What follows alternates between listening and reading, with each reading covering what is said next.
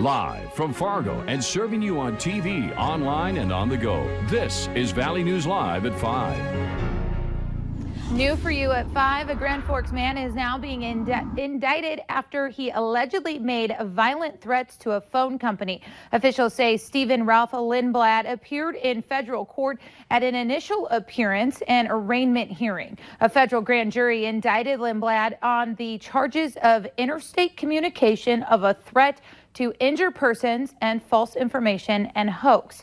Authorities say the indictment alleges that on August 15, 2019, Lindblad made a call to a phone company and stated he had explosive materials and was going to commit a mass shooting.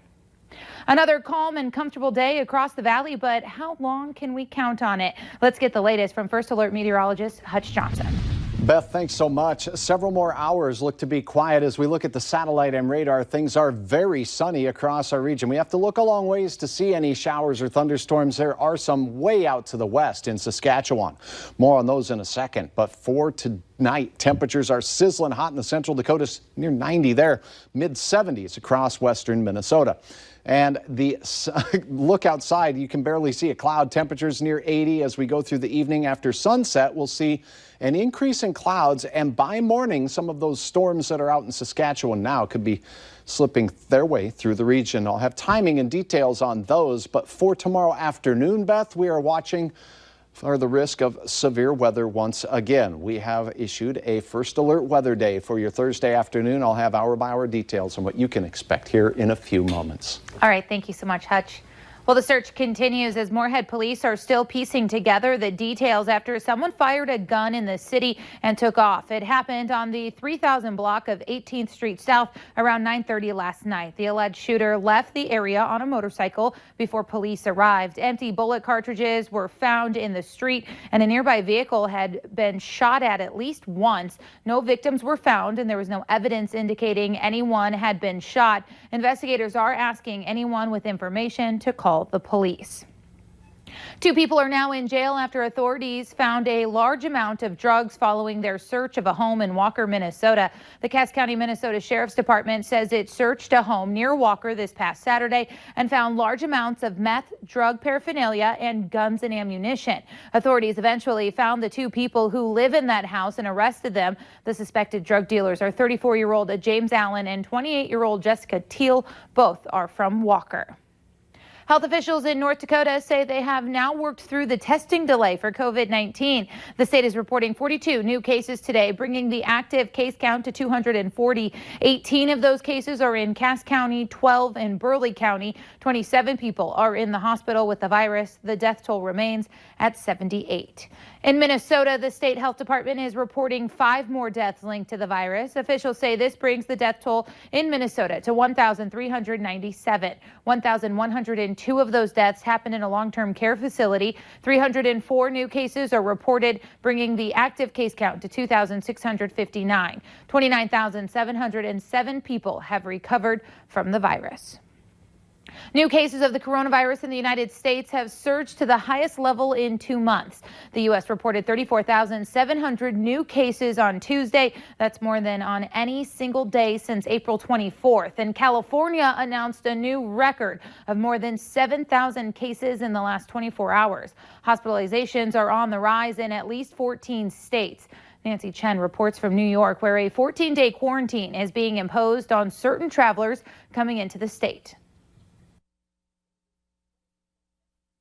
Florida reported a record number of coronavirus cases Wednesday, about 1,500 cases higher than the previous record set just 4 days ago. Most of it is community transmission, particularly amongst the 20 and 30-year-old group. Texas has also seen a surge. The number of hospitalizations in Houston has tripled since Memorial Day. If we don't all work together to bring this curve back down, yes, we're going to have a challenging situation. Some business owners in Houston are voluntarily shutting back down. I don't know how many people have to get sick and die so I can stay in business. At least 17 high school students from Ohio tested positive for the coronavirus after a recent trip to Myrtle Beach, South Carolina. The county they're from previously had reduced infection rates to 0. In a reversal from just a short time ago, when the New York metro area was the epicenter of the pandemic, The governors of New York, New Jersey, and Connecticut are now announcing a 14-day quarantine for travelers coming here from hotspot states, including South Carolina, Florida, and Texas. It's only for the simple reason that we worked very hard to get the viral transmission rate down. We don't want to see it go up because a lot of people come into this region and they could literally bring the infection with them. And even though New York is slowly reopening, officials announced they're canceling the New York City Marathon scheduled for November because of coronavirus concerns. Nancy Chen, CBS News, New York. The other hotspot states subject to New York, New Jersey, and Connecticut's 14-day travel advisory are Alabama, Arkansas, Arizona, North Carolina, Washington, and Utah. But the states on the list can change based on their infection rates. House Speaker Nancy Pelosi joined Democrats to unveil the Patient Protection and Affordable Care Enhancement Act.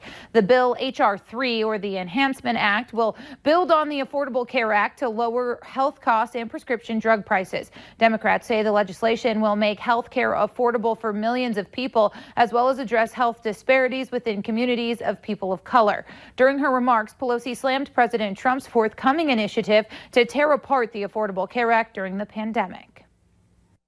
Tomorrow, the Supreme Court will hear the brief from the Trump administration as to taking down the Affordable Care Act, right in the heart of the time of the pandemic.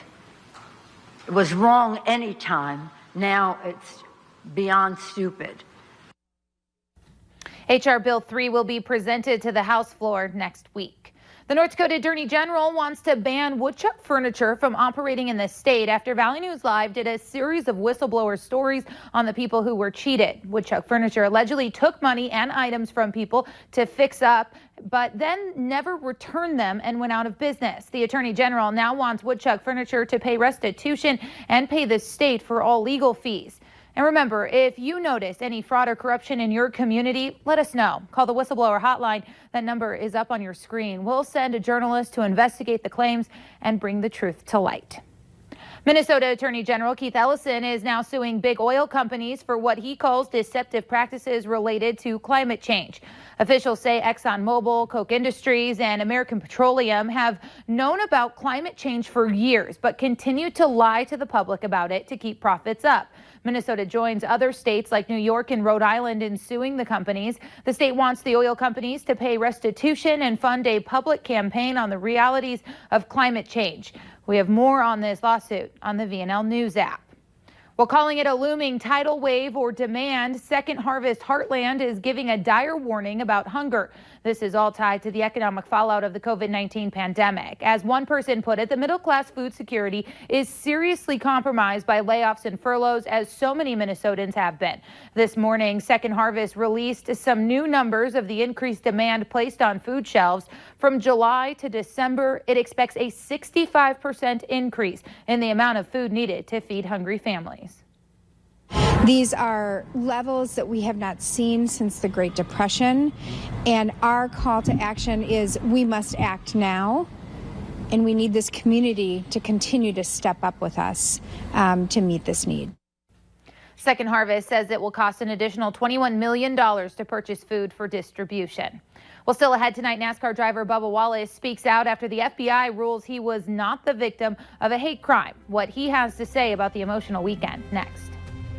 This afternoon, we see temperatures from the mid-70s to the mid-80s and beautiful skies, but we're watching for a chance of strong to severe storms for your Thursday afternoon. Hour by hour details are next.